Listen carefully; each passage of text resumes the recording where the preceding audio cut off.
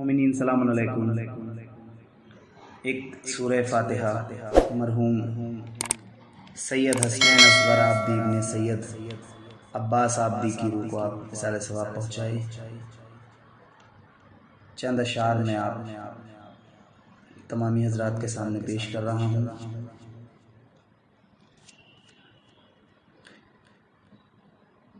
جب جہاں سے کچھ کرتا ہے عزادار حسین، حق کی منزل سے گزرتا ہے عزادار حسین، سرخ رو ہو کر سنورتا ہے عزادار حسین، فاطمہ روتی ہے مرتا ہے عزادار حسین، آل پیغمبر کا ماتم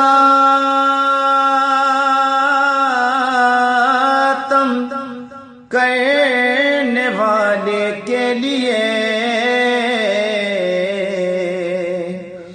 آل پیغمبر کا ماتم کرنے والے کے لیے موت بھی روتی ہے ایسے مرنے والے کے لیے، موت بھی روتی ہے ایسے مرنے والے کے لیے۔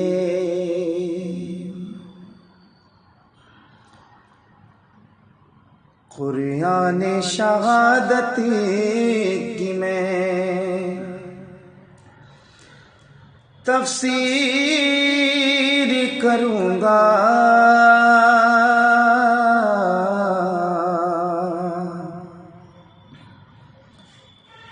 قرآن شہادت کی میں تفسیر کروں گا،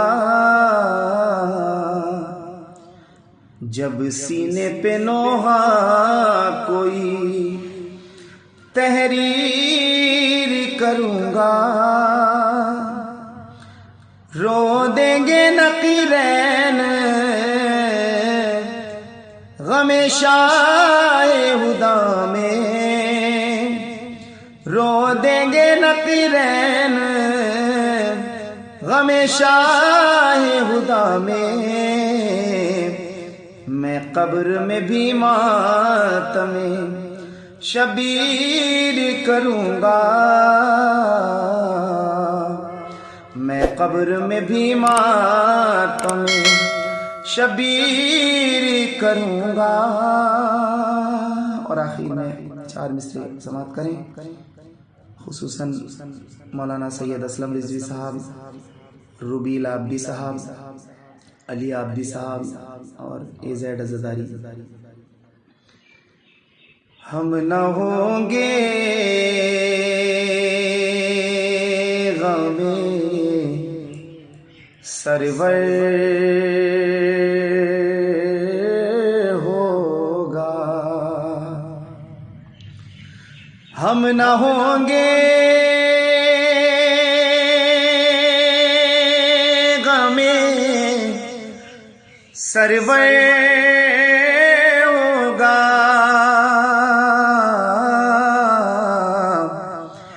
یہ وہ ماتم ہے جو گھر گھر ہوگا، یہ وہ ماتم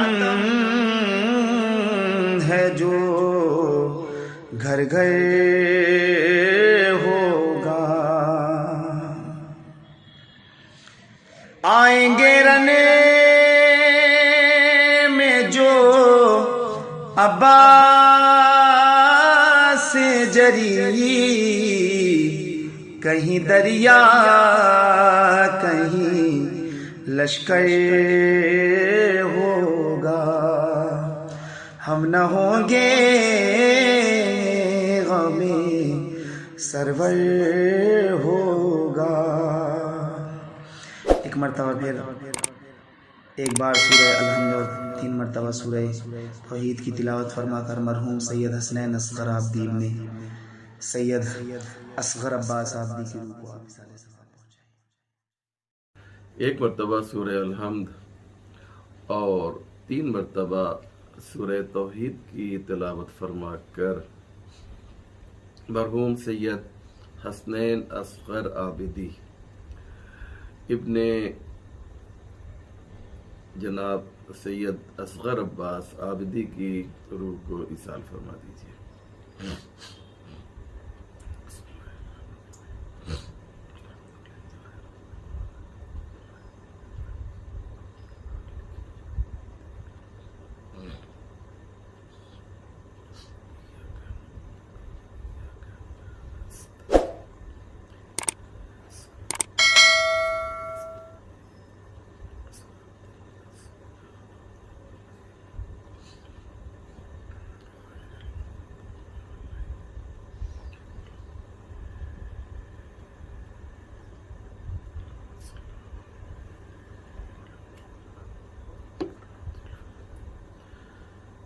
لا حول ولا قوة الا باللہ العلی العظیم، حسبنا اللہ ونعم الوکیل، نعم المولا ونعم النصیر۔ اعوذ باللہ من الشیطان اللعین الرجیم، بسم اللہ الرحمن الرحیم، الحمد للہ رب العالمین، والصلاة والسلام والتحیۃ والاکرام علی سید الانبیاء والمرسلین، مولانا ابی القاسم محمد اللہم صلی وآلہ الطیبین الطاہرین المعصومین المظلومین المنتخبین، ولعنۃ اللہ علی اعدائہم اجمعین، من یومنا ھذا الی صباح یوم الدین۔ رب اشرح لی صدری ویسر لی امری واحلل عقدۃ من لسانی یفقہوا قولی، اما بعد فقد قال رسول اللہ صلی اللہ علیہ وآلہ وسلم، اولنا محمد واوسطنا محمد وآخرنا محمد وکلنا محمد۔ ممنین کرام و ناظرین ذوی الاحترام، السلام علیکم ورحمۃ اللہ وبرکاتہ۔ یہ مجلس ایصال ثواب ہے، ایک مرحوم کی روح کو مزید شاد کرنے کے لیے اور ان کی قبر کو اور زیادہ روشن و منور کرنے کے لیے ان کی اہلیہ کی جانب سے اور ان کے بچے روبی العابدی اور علی عابدی کی جانب سے یہ مجلس برگزار کی جا رہی ہے۔ تقریباً 1 سال ہو رہا ہے ان کی رحلت کو اور ان کے انتقال کو۔ پروردگار عالم سے دعا ہے کہ مرحوم کے رشتہ داروں کو، بالخصوص ان کی اہلیہ اور ان کے بچوں کو، یہ غم، اس غم کے سہنے کی طاقت و قوت عنایت فرمائے، کیونکہ یہ دن اور یہ شب امام محمد باقر علیہ السلام سے منسوب ہے، لہذا آج کی میری پوری مجلس اسی आसमान विलायत व इमामत के 5वें रोशन मुनव्वर सितारे हज़रत इमाम मोहम्मद बाक़िर अलैहिस्सलातु वस्सलाम की ज़िंदगी पर मबनी होगी और इन्हीं के फ़ज़ाइल व मसाइब आपकी खिदमत में बयान किए जाएंगे। हमारे 5वें इमाम मोहम्मद बाक़िर हैं। मैं एक बात अर्ज़ कर दूं कि आम तौर से लोग बाक़र कहते हैं, जो सही नहीं है। इमाम का नाम मोहम्मद है और आपका जो मशहूर लक़ब है वो बाक़िर है। बाक़र ग्रामर के हिसाब से गलत है, लिहाजा जो लोग मेरी मजलिस सुन रहे हैं उनसे मैं गुजारिश करूंगा कि वह बाक़र न कहा करें बल्कि बाक़िर कहा करें। आपके अलक़ाब में बाक़िरुल उलूम भी एक बहुत ही मशहूर लक़ब। बाक़िरुल उलूम यानी जो उलूम की गुत्थियों को सुलझाए। मैं इंशाअल्लाह आगे बयान करूंगा कि इल्म के मैदान में इस इमाम हुमाम की खिदमत क्या थी। 19 साल आपकी इमामत के दिन है, यानी जो ज़माना है वो 19 साल है आपकी इमामत का।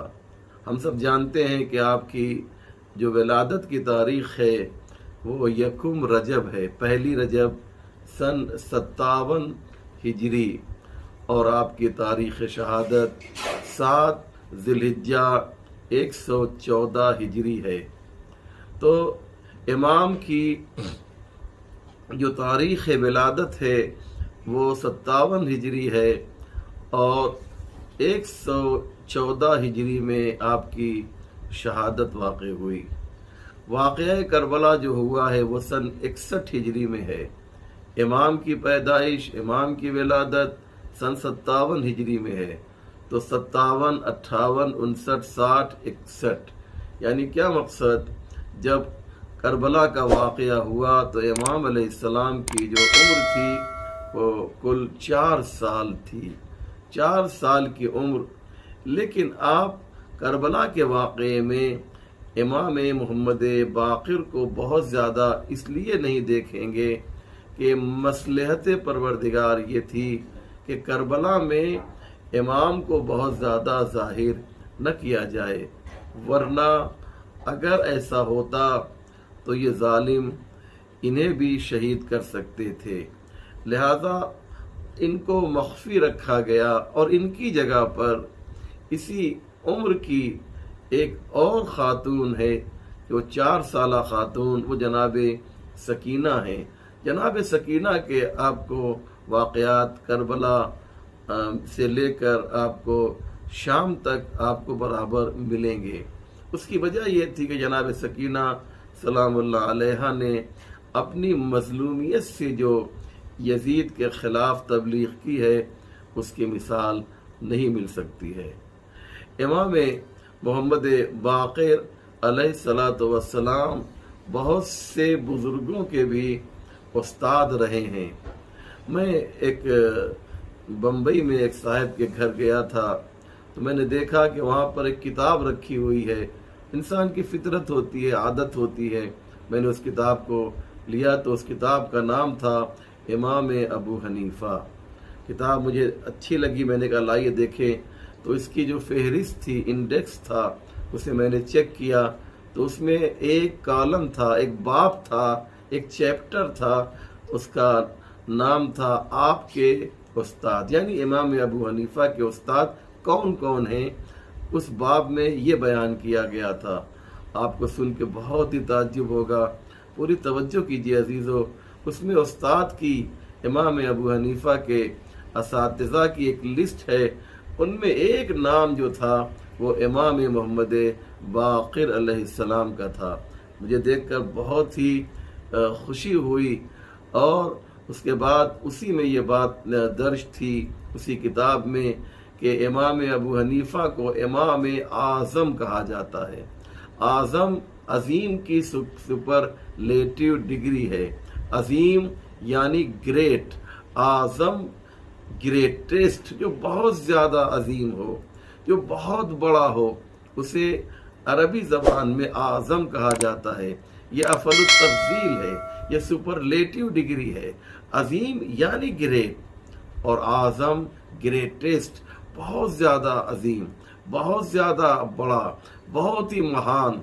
तो इमाम आज़म का मतलब यह है कि वो इमाम जो बहुत ही महान हो, जो बहुत ही बुज़ुर्ग हो, जो बहुत ही ग्रेट हो।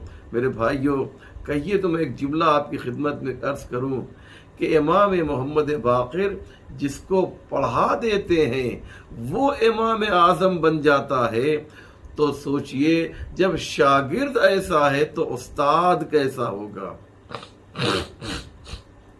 जब शागिर्द ऐसा है तो इनका उस्ताद जो है तो कैसा होगा।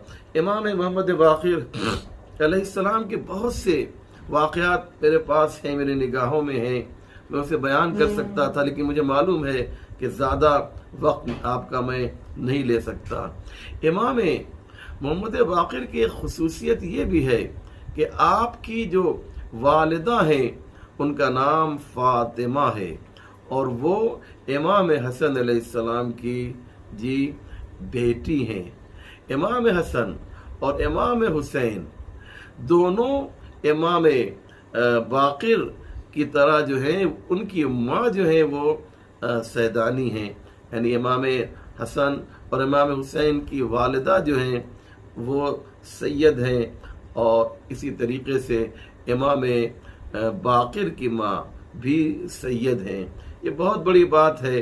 और इतनी बुलंद थी इमाम बाक़िर अलैहिस्सलाम की वालिदा कि इनके बहुत से मौजज़ात और करामात किताबों में मिलते हैं। मैं उसकी तरफ इशारा नहीं करूँगा, सिर्फ एक हदीस मैं पढ़ना चाहता हूँ कि आप अंदाज़ा लगाएं कि कितनी बुलंद थी इमाम बाक़िर अलैहिस्सलाम की वालिदा, कि ख़ुद इमाम जाफ़र सादिक़ अलैहिस्सलातु वस्सलाम इरशाद फरमाते हैं कि लम तुदरक फ़ी आलिल हसन इमराअतुन मिस्लुहा, कि आले हसन में, हसन की औलाद में इतनी बाफजीलत जो है कोई खातून नहीं है जितनी फजीलत इमाम मोहम्मद बाक़िर की वालिदा की है। आप अंदाज़ा लगा रहे हैं कि ये कितनी अहम बात है, और जाहिर सी बात है कि इमाम मोहम्मद बाक़िर को ये शरफ़ मिला। आइए एक दो बातें जल्दी जल्दी आपकी खिदमत में और मैं अर्ज़ कर दूं कि जब आयत नाजिल हुई अतीउल्लाह व अतीउर रसूल व उलिल अम्र मिनकुम, और पैगंबर ने अपने असहाब को ये बताया कि देखो आज ये आयत नाजिल हुई है, अल्लाह की इताअत करो, रसूल की इताअत करो, व उलिल अम्र मिनकुम, और उनकी इताअत करो जो साहिबान अम्र हैं। तो जाहिर सी बात है, मुझे तो ऐसा लगता है कि जनाब जाबिर जो हैं वो समझ रहे थे, लेकिन हम तक एक मैसेज और एक पैगाम जो है वो कन्वे करवाना चाहते थे। इसलिए फ़ौरन जनाब जाबिर खड़े हो गए और कहते हैं या रसूल अल्लाह, एक सवाल है, एक क्वेश्चन है कि ये जो उलुल अम्र की बात अल्लाह कह रहा है कि साहिबान अम्र की इताअत करो, ये है कौन जिनकी इताअत की जाए। तो पैगंबर इस्लाम ने इस पूरे शजरे तैयबा को बयान किया कि वो जो उलुल अम्र हैं मेरे बाद अली हैं, अली के बाद हसन हैं, हसन के बाद हुसैन हैं, हुसैन के बाद अली इब्नुल हुसैन हैं, और उसके बाद आपने फरमाया कि उसके बाद मोहम्मद बाक़िर अलैहिस्सलातु वस्सलाम हैं, मोहम्मद बाक़िर हैं। उसके बाद पैगंबर इस्लाम ने अजीब बात कही, ए जाबिर, तुमको अल्लाह इतनी उम्र देगा, इतनी जिंदगी देगा कि तुम मेरे 5वें जानशीन को देखोगे, उनसे मुलाकात करोगे। और क्या खूबसूरत बात है अजीज़ों। और फरमाया कि तुम मेरे 5वें जानशीन को देखोगे और जब उनसे मिलना तो मेरा सलाम कह देना। अल्लाहु अकबर। जनाब जाबिर जो हैं इमाम की शौक़ دیدار میں گویا دیوانہ وار ادھر ادھر پھر رہے ہیں اور امام باقر سے ملاقات کرنا چاہتے ہیں، یہاں تک کہ وہ موقع آیا کہ آپ کی امام باقر علیہ السلام سے ملاقات ہوئی۔ اور میں تمام واقعات کو پڑھنا نہیں چاہتا ہوں، صرف اس میں سے یہ ایک گوشہ بہت امپورٹنٹ تھا کہ آپ نے پہچان لیا، اور اس کے بعد جو ہے امام باقر کہتے ہیں اے چچا جابر، آپ نے جو ہے یہ ساری باتیں کی، لیکن آپ جو ہے چچا آپ نے میرے جد کا وہ سلام جو آپ کے ذریعے سے میرے جد نے پہنچایا تھا، آپ نے وہ سلام نہیں پہنچایا۔ کہنے کا مقصد یہ ہے محترم کہ امام محمد باقر جو ہیں وہ اتنی عظیم شخصیت ہیں، لیکن جو سب سے اہم بات ہے وہ یہ ہے کہ آپ جس زمانے میں آپ نے گویا مسند امامت کو اپنے قبضے میں لیا، یعنی مسند امامت پر فائز ہوئے، یوں کہا جائے زیادہ بہتر ہے کہ جب آپ مسند امامت پر بیٹھے تو اس موقع پر حالات بہت زیادہ خراب تھے، لیکن امام نے علمی سلسلہ شروع کیا، اور اس میں جو ہے بڑے بڑے آپ کے زمانے میں علماء، فقہاء اور عظیم ہستیاں تیار ہوئیں۔ کیوں؟ اس کی وجہ کیا ہے؟ چوتھے امام کے زمانے میں یہ کام کیوں نہیں ہوا؟ تیسرے امام کے زمانے میں یہ کام کیوں نہیں ہوا؟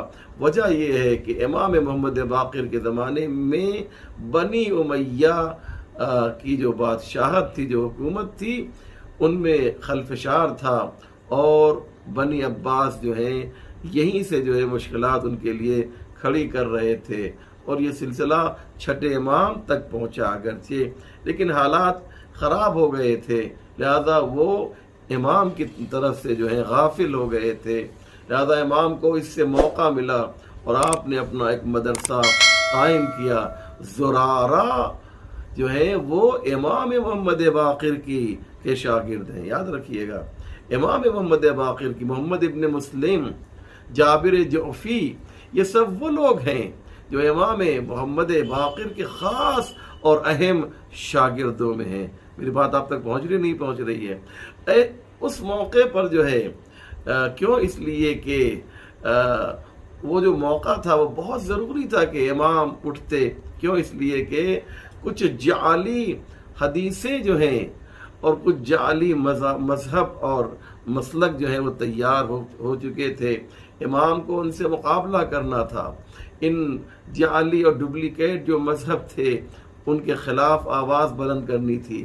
اسرائیلیات کے خلاف جو ہے یہودیوں نے جو ہے وہ بہت سے کام ایسے کیے تھے کہ جس کی وجہ سے جو ہے کچھ حدیثیں ہمارے درمیان ڈپلیکیٹ حدیثیں آ گئی تھیں، تو امام ان حدیثوں کو بھی جو ہے باطل کر رہے تھے۔ ایک کام یہ بھی تھا۔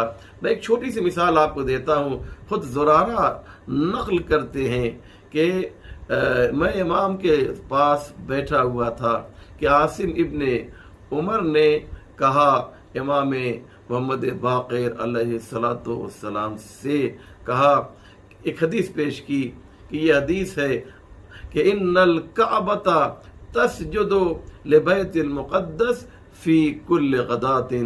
کیا کہا کہ یہ ایک حدیث ہے کہ کعبہ جو ہے وہ ہر روز صبح کو جو ہے بیت المقدس کو سجدہ کرتا ہے۔ اللہ اکبر۔ امام نے عاصم سے کہا، تمہاری کیا رائے ہے؟ کہا کعب الاحبار نے صحیح کہا ہے۔ امام نے کہا کذبتا وکذبا کعب الاحبار۔ کعب الاحبار ایک یہودی تھا۔ امام نے کہا کہ تو بھی جھوٹ بول رہا ہے اور کعب الاحبار بھی جھوٹ بول رہا ہے۔ یعنی اس طریقے سے جو ہے امام علیہ السلام کے زمانے میں اس طریقے سے حدیثیں گڑھی جاتی تھی، تو امام کے لیے ضروری تھا کہ ایک مدرسے کا قیام کریں، ایک یونیورسٹی کا قیام کریں، ایک درسگاہ کا قیام کریں، اور امام علیہ السلام نے وہ کر کے دکھایا۔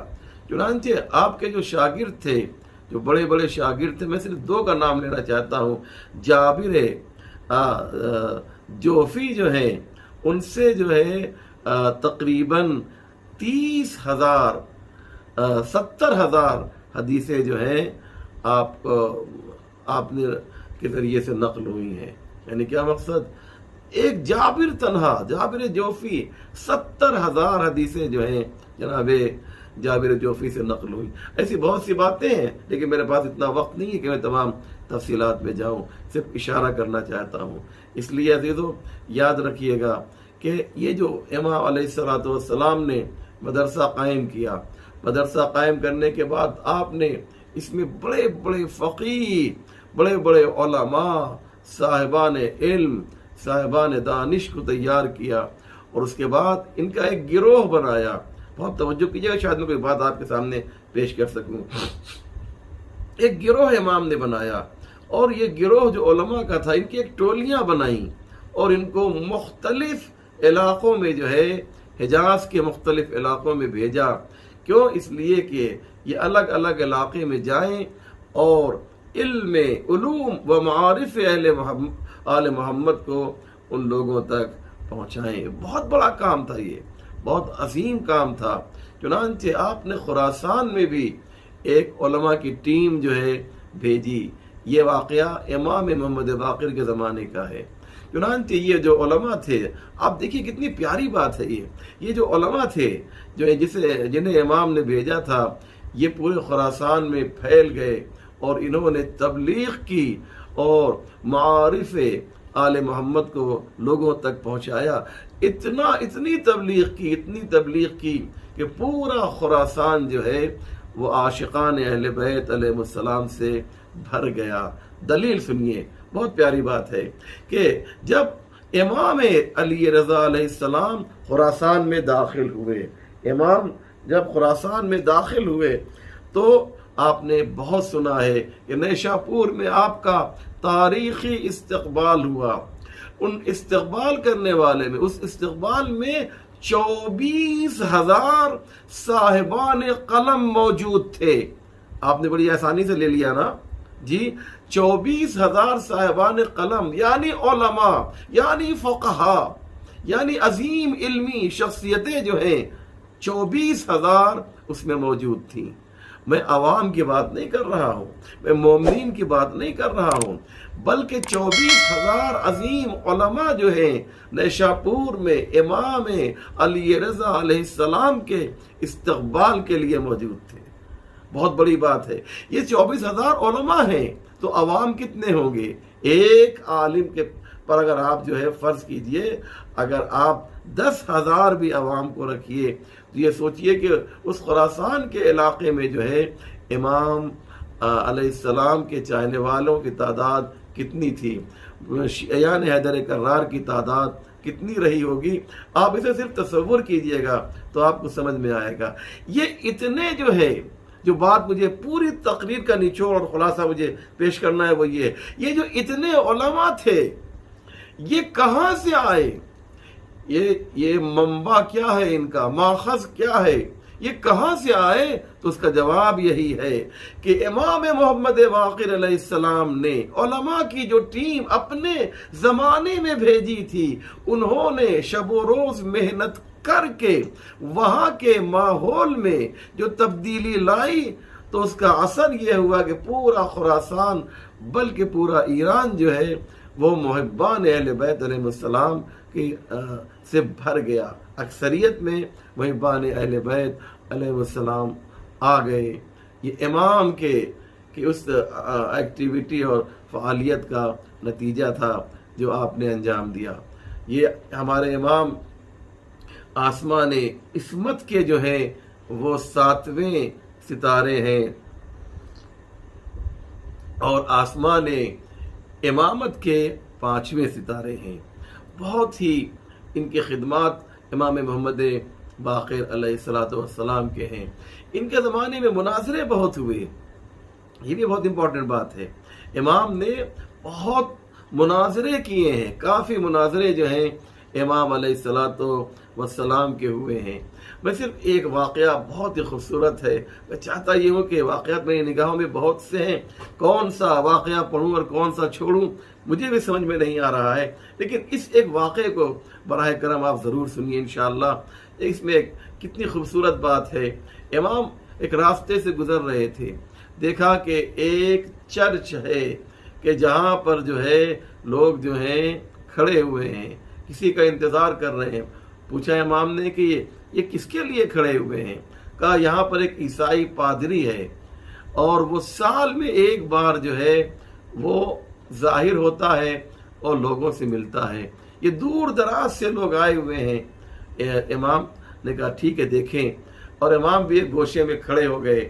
یہ سامنے آتا ہے ایک بلندی پر اور چاروں طرف نگاہ ڈالتا ہے، اس کی نگاہ جو ہے وہ نور مجسم امام محمد باقر کے رخ مبارک پر پڑ جاتی ہے، اور تمام لوگوں کو چھوڑ کر امام کی طرف مخاطب کرتا ہے کہ آپ ہماری امت میں ہیں یا امت مرحومہ میں ہیں؟ بہت توجہ کیجیے گا، آپ ہماری امت میں ہیں یا امت مرحومہ میں ہیں؟ تو امام علیہ السلام نے کہا ہم امت مرحومہ میں ہیں۔ کہا اچھا یہ بتائیے کہ کیا آپ جو ہے آپ عالموں میں ہیں یا جاہلوں میں ہیں؟ دیکھیے بڑا عجیب و غریب سوال کیا اس نے۔ اگر امام کہتے ہیں کہ میں عالموں میں ہوں تو خود ستائی ہو جائے گی، امام کہتے ہیں میں جاہلوں میں ہوں تو جھوٹ ہو جائے گا، لہذا اس نے امام کے سامنے دو ایسے سوال، ایک سوال ایسا رکھا کہ جس کے دونوں آپشن میں کچھ نہ کچھ کمی نظر آ رہی تھی، لیکن امام نے تیسرا راستہ بھی نکال لیا۔ امام نے کہا کہ میں جاہلوں میں نہیں ہوں۔ توجہ کر رہے ہیں نا؟ امام نے فرمایا کہ میں جاہلوں میں نہیں ہوں۔ بہت اچھا جواب، گھبرا گیا، پریشان ہو گیا، اتنا حسین جواب، یقیناً یہ کوئی اہم شخصیت ہے۔ تو اس نے کہا کہ آپ مجھ سے کچھ سوال کریں گے یا میں آپ سے کچھ سوال کروں؟ توجہ کیجیے عزیزو، کیا پوچھا اس نے کہا آپ مجھ سے سوال کریں گے یا میں آپ سے سوال کروں؟ امام نے کہا تم مجھ سے سوال کرو۔ بڑی عجیب بات ہے نا، پورے اعتماد کے ساتھ جس کے پاس علم ہوتا ہے، جس کے پاس علم لدنی ہوتا ہے، جس کے پاس اللہ کی جانب سے علم ہوتا ہے، اس کا انداز ایسے ہی ہوتا ہے، وہ پورے اعتماد کے ساتھ جواب دیتا ہے۔ امام نے کہا تم مجھ سے سوال کرو۔ اس نے امام علیہ السلام سے جو ہے سوال کیا، اور پہلا سوال یہ تھا کہ یہ بتائیے مجھے کہ وہ کون سا وقت ہے جو نہ دن میں ہے نہ رات میں ہے؟ بہت توجہ کیجیے گا، وہ کون سا ٹائم ہے کہ جو نہ دن میں اس کا شمار ہوتا ہے نہ رات میں؟ امام نے کہا طلوع فجر سے لے کر طلوع آفتاب تک، یعنی جو صبح کا نماز کا جو وقت ہوتا ہے اس وقت سے لے کر جب سورج نکلتا ہے سن رائز تک، اس کے بیچ میں جو وقت ہوتا ہے وہ نہ ہی رات میں اس کا شمار ہوتا ہے اور نہ ہی دن میں ہوتا ہے۔ اور امام نے فرمایا یہی وقت جو ہے یہ جنت کا یہ وقت ہے۔ اس کے بعد اس نے کہا کہ ہم نے یہ سنا ہے کہ کہا جاتا ہے کہ جنت میں جو ہے غذا کم نہیں ہوگی۔ توجہ کیجیے گا، جنت میں غذا کم نہیں ہوگی، اس کی کوئی مثال دنیا میں پائی جاتی ہے؟ امام نے کہا ہاں۔ امام نے کہا کہ ایک چراغ سے جو ہے تم مختلف چراغ روشن کر لیتے ہو، لیکن پہلے چراغ کی روشنی میں کوئی کمی نہیں ہوتی ہے۔ بہت سے اس نے سوالات کیے، مجھے تمام سوالوں کا جواب نہیں دینا ہے۔ جب وہ سوال کرتا جا رہا ہے امام علیہ السلام جواب دیتے جا رہے ہیں، یہاں تک کہ وہ اپنے قدموں کو جو ہے اپنے پیروں کو امام کے قدموں پر رکھ کر جو ہے کلمہ پڑھ لیتا ہے۔ یہ دوسرے محمد ہیں، توجہ کر رہے ہیں نا، یہ دوسرے محمد ہیں۔ ہمیں پہلا محمد بھی یاد آ رہا ہے کہ اس نے بھی عیسائیوں کو شکست دی تھی، اس محمد دوم نے بھی عیسائی کو شکست دی، بس فرق یہ ہے کہ پہلے محمد نے مباہلے میں عیسائی کو شکست دی تھی، دوسرے محمد نے خود اس کے گھر پر جا کر شکست دی ہے۔ اللہ اکبر۔ تو ہمارے ائمہ معصومین نے اس طریقے سے جو ہے تبلیغ کی۔ یقین جانیے بہت دل چاہ رہا ہے کہ کچھ باتیں آپ کی خدمت میں اور عرض کروں، لیکن وقت جو ہے اس کا متقاضی نہیں ہے، لہذا یہ آن لائن مجلس ہم سب جانتے ہیں کہ بہت زیادہ طولانی نہیں ہوتی ہے۔ یہ امام، ان کی خدمتیں، ان کی فعالیت، تبلیغ دین، ترویج مذہب کا جو سلسلہ تھا اس طریقے سے جاری رہا کہ وقت کا بادشاہ جو ہے، جس کا نام ہشام ابن عبد الملک ہے، وہ کانپ گیا، وہ لرز گیا۔ اگر اسی طریقے سے یہ جو ہے تبلیغ دین کرتے رہے، اسی طریقے سے جو ہے علوم و معارف اہل بیت کو بیان کرتے رہے، تو یہ ہمارے تخت و تاج کے لیے خطرہ بن جائیں گے۔ اور ہاں عزادارو، اس نے وہی کیا جو ظالم بادشاہ کیا کرتے ہیں۔ اس نے چاہا کہ ان کی زندگی کا جو چراغ ہے اسے گل کر دیا جائے، ان کی زندگی کا خاتمہ کر دیا جائے، اور ہشام ابن عبد الملک نے آپ کو زہر دیا، اور زہر کا اثر یہ ہوا کہ سر سے پیر تک امام کے جسم میں جو ہے وہ زہر منتقل ہو گیا۔ اللہ رکھے، امام جعفر صادق علیہ السلام موجود تھے، سرانے آ کر بیٹھ گئے، بابا کو تڑپتا ہوا دیکھ رہے ہیں، بابا کو بے چین دیکھ رہے ہیں۔ جو بھی بیٹا دیکھے گا اس کی کیا کیفیت ہوگی، اس کی کیا حالت ہوگی، یہ تو وہی بتا سکتا ہے کہ جس کا بیٹا جو ہے سرانے بیٹھا ہو اور وہ اس کا باپ جو ہے وہ تڑپ رہا ہو۔ امام اس طریقے سے تڑپ رہے ہیں جیسے کسی مچھلی کو پانی سے نکال دیا جائے، تو اس کی کیفیت کیا ہوتی ہے۔ امام محمد باقر علیہ السلام نے وصیت کی، اے میرے لال جعفر صادق، تم مجھے اپنے ہاتھوں سے غسل دینا، تم مجھے اپنے ہاتھوں سے کفن پہنانا۔ ہاں عزادارو، کیوں وصیت کر رہے ہیں؟ اس لیے وصیت کر رہے ہیں کہ جانتے ہیں کہ امام جعفر صادق کے ہاتھوں میں ہتھکڑی نہیں ہے، پیروں میں بیڑی نہیں ہے۔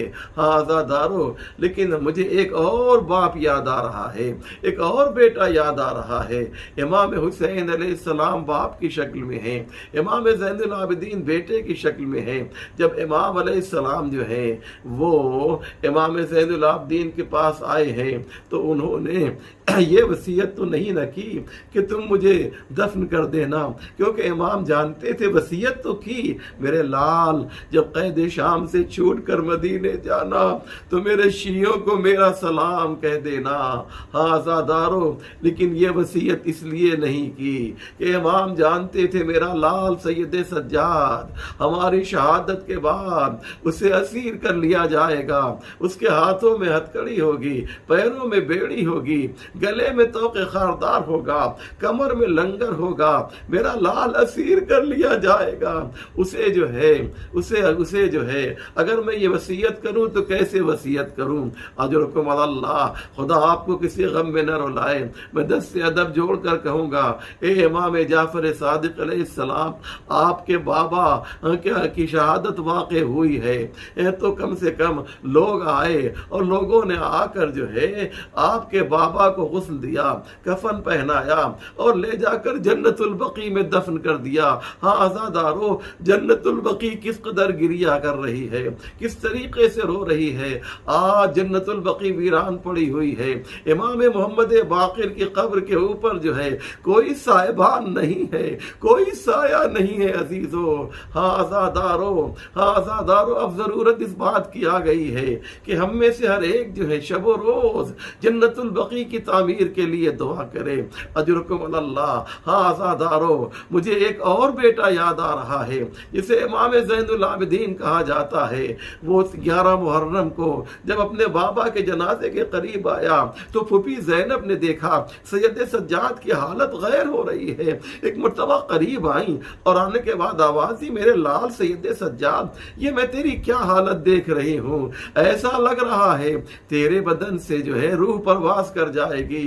بس ایک مرتبہ امام زین العابدین نے کہا، اے پھوپھی اماں دیکھتی نہیں ہے، دیکھتی نہیں ہے پھوپھی اماں، میرے بابا کا جنازہ بے غسل و کفن زمین کربلا پر پڑا ہوا ہے، کوئی اسے غسل دینے والا نہیں ہے، میرا بابا زمین کربلا پر جلتی ہوئی ریتی پر موجود ہے۔